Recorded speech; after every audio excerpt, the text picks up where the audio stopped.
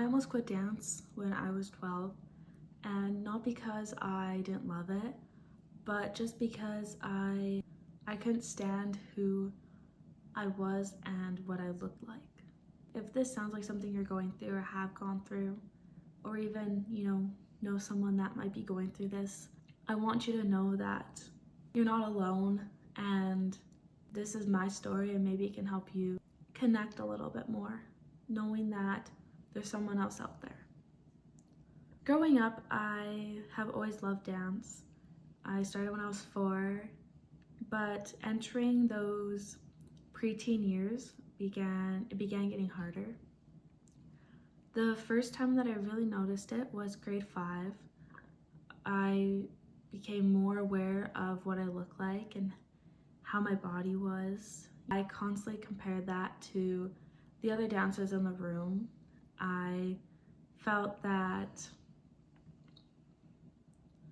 I did not have that dancer body compared to the others. And because of that, everyone hated me. I was not a good dancer because of how I looked, and no one wanted to be my friend because of how I looked. It all kind of resorted back to that. As well, in grade 5, I felt that there was almost a hierarchy in a way, and whether there was or was not, it is my 12, 11-year-old self mindset, but I felt that I couldn't be friends with people who were better at dance than me. I didn't deserve to be their friend because, they had their splits and I didn't. As well as I didn't have very many friends in dance growing up either, and it made it very, very hard to enjoy myself when I saw everyone else's friends or being friends, and then, I was just kind of there, essentially, I guess. Grade 6 was the real turning point for me. I began just not liking dance at all. I felt that I wasn't getting the recognition that I deserved from my teachers, and everyone else was getting these opportunities that I wasn't. I was never offered a solo, and I tried really hard, and I just felt that my worth wasn't being rewarded, I guess is how I could describe it. And that was really, really hard for me to grow up to understand is, I'm not gonna get everything, and that's okay. But it was super, super hard being in the team room, listening to everyone talk about, the opportunities that they were given that year, and, going home and asking my mom, did I get any this year? Did I get any? And her being like, not yet, soon. You'll get one soon, but not yet. It was hard. It was really, really hard. So grade 6, I was gonna move studios, not because of my studio at all, just, I thought maybe I would belong somewhere else. And I had an interview at this one studio. I didn't think it was a good fit. There was just something off about it, and it probably was my own consciousness of, why am I doing this? Why don't I just quit? If I don't feel appreciated in my own studio, why would I feel appreciated here? So then I planned on quitting, which is crazy for me to say, but I didn't want to dance anymore. And then grade 7, I was able to join contemporary, which I really, really, really have wanted to do for so long. And my mom was like, well, if you quit, you'll never get to try it, ever. So why don't you just give it a shot? And it took a lot of, I don't want to say convincing, but a lot of, convincing myself that maybe I can do this one more year.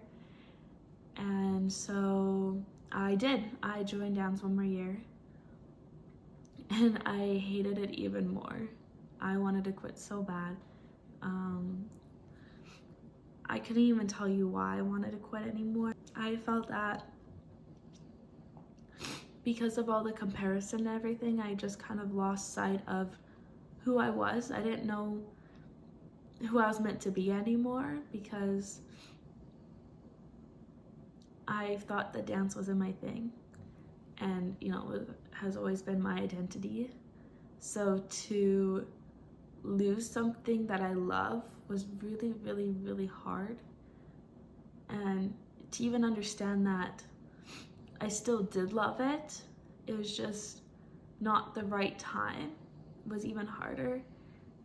And yeah, it was a lot of emotions, I guess, that year, even thinking back to it now. Then COVID hit, which part of me has to thank, because there was this thought deep down inside where I couldn't end a year, you know, not dancing on stage one last time, not, you know, having time to prepare, have the thoughts of like, this is my last time I'm gonna be on stage. I didn't have that, and I needed that. So I registered in grade 8 again, and it was way better. I don't really know what clicked. I don't know what changed, but it was, I loved it. I loved every moment of it. I like dance, and it's so crazy to think that from grade 7 hating it to grade 8 absolutely loving it. That's insane to me. And you know,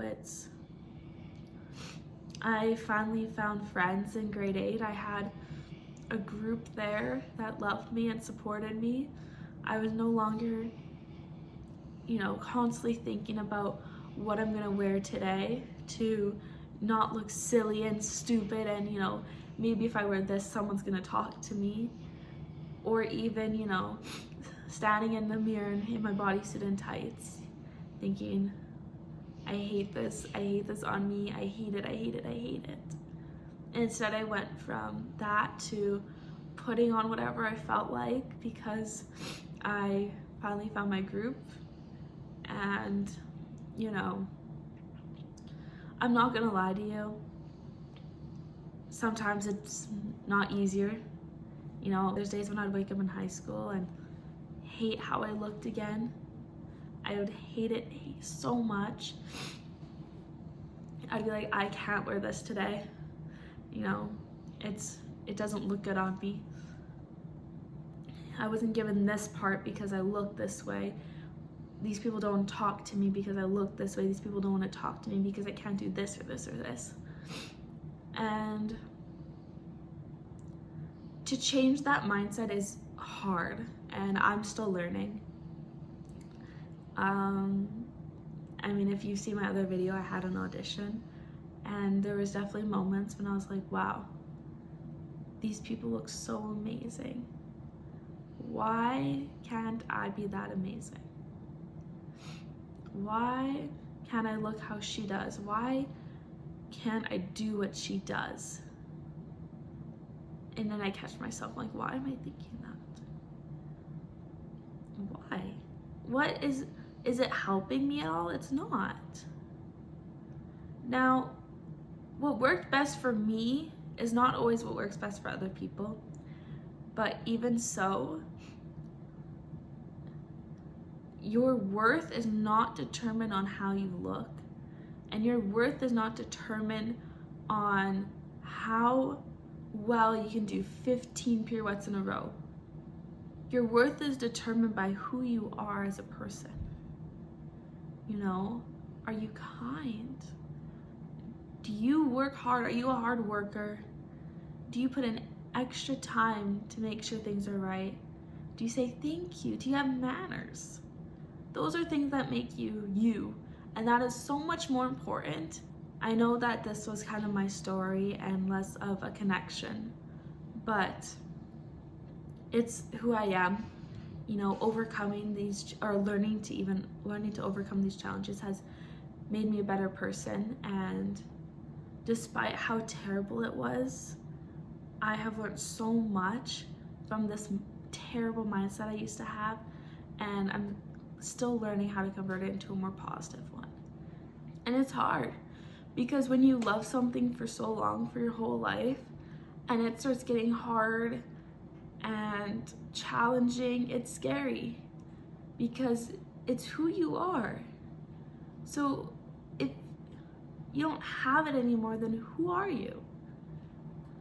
And that was so hard for me to overcome because I knew who I was, but in those moments I was so lost.